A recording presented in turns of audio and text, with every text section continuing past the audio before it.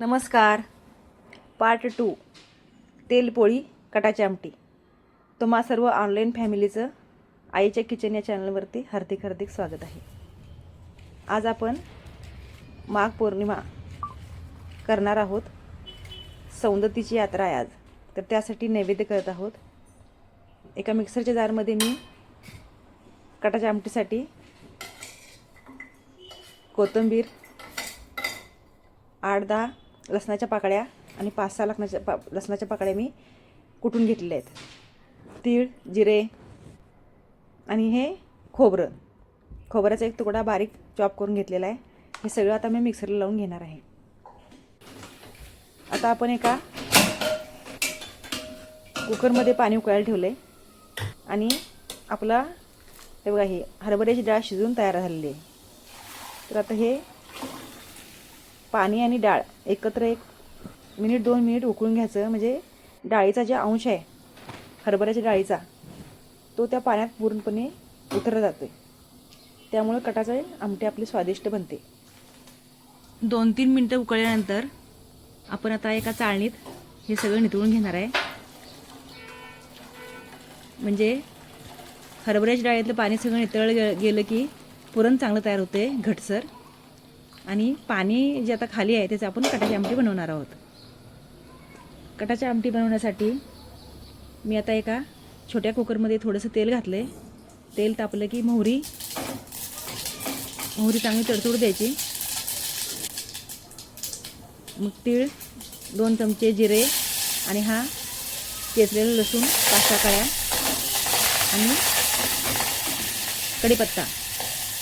तडका जर आपला चांगला योग्य झाला तर आमटीला, भाजीला स्वाद अप्रतिम येतो.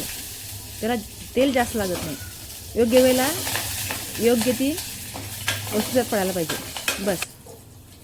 आता हे आपण मिक्सरला बारीक केलेला मसाला सगळा ह्या तेलात घालून चांगला की नाही त्या मसाल्याचं तेल सुटेपर्यंत आपण हे असंच फ्राय करून घ्यायचं. तेलातच मी थोडासा हिंग घातलेला आहे. आणि आता हा सगळा मसाला तुम्ही बघू शकता, थोड्याशा तेलातच आपण हा चांगला फ्राय करून घेणार आहे. याच मसाल्यात तेलातच आपण फोडणीतच आपण आता लाल तिखट टाकायचं आहे. म्हणजे कट चांगला येतो. हा खडा मसाला आहे, हे लाल तिखट बघू शकता तुम्ही. खडा मसाल्यात आपण मिरे, लवंग, दालचिनी असं घातले. मिक्सरच्या भांड्यात पाणी घालून आपण ते स्वच्छ करून घेतले. चवीपुरतं मीठ यात गेलेले आहे. बघू शकता आपल्या आमटीचा कलर किती छान आला आहे, कटाचा अप्रतिम. आता आपण उरलेल्या पोळ्या करून घेऊ. थोड्याच पोळ्या तुम्हाला दाखवत आहे. आता हा गोळा करून घ्यायचा असा वाटीसारखा. हे नवीन माणसासाठी आहे बरं का माहिती. आणि त्यात पूर्ण असं घालून हे असं व्यवस्थित एका हातानं खालचा हात फिरत राहायला पाहिजे. वरच्या हातानं ते वरचं कणिक सगळी वर ओढत राहायचं. आणि ह्याचं तोंड मिटवत यायचं. बघू शकता तुम्ही असं अप्रतिम गोळा तयार होतोय. ह्याला असं प्रेस करून घ्यायचं आहे बघा. असं चांगलं मिनिटभर ह्याला असं थप मारून घ्यायचं. म्हणजे आतला मसाला सगळीकडं पूर्णपणे पसरला जातो आहे.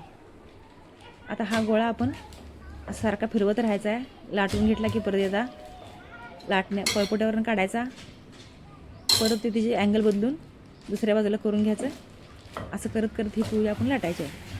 पोळी लाटताना लाटणं मधनं आपल्या काटापर्यंत यायला पाहिजे. म्हणजे मधलं पुरून सगळं काटापर्यंत पसरलं जातं आहे. आणि एकसारखी पोळी एका आकाराची होत्या, जाड पातळ होत नाही. एकसारखा असा हा गोळा आपल्याला फिरवून घ्यायचा आहे आणि आलटत पालटत राहायचं आहे. सगळं पुरून काटाकडं वळायचं आहे.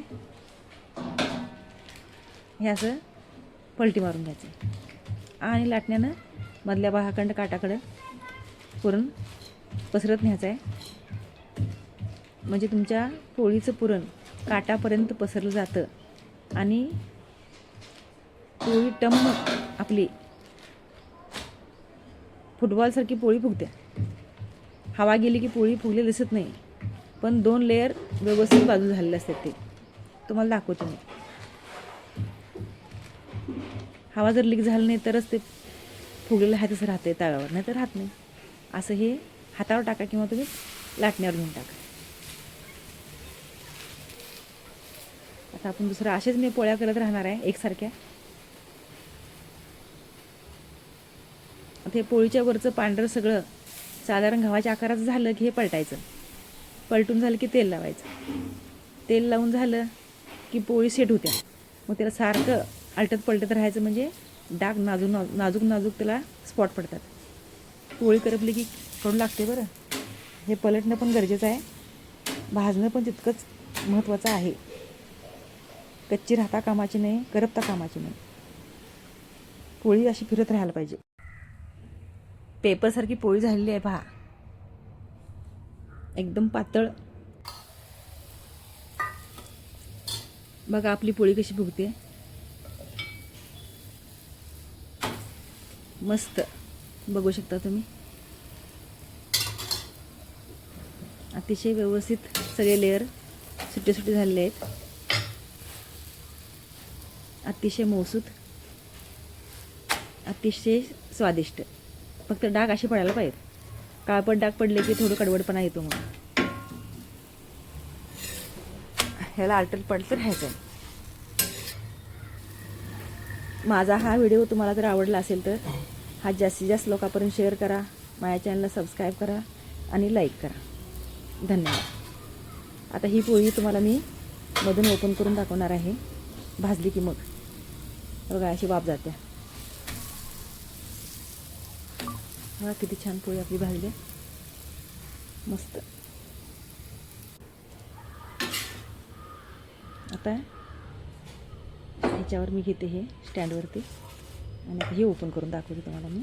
असे वाफा येतात बघा. वा, अगदी कडेपर्यंत आपले पुरून गेले बरं. हे बघा वाफ, हातावर वाफ येते माझ्या. गरमागरम पोळी.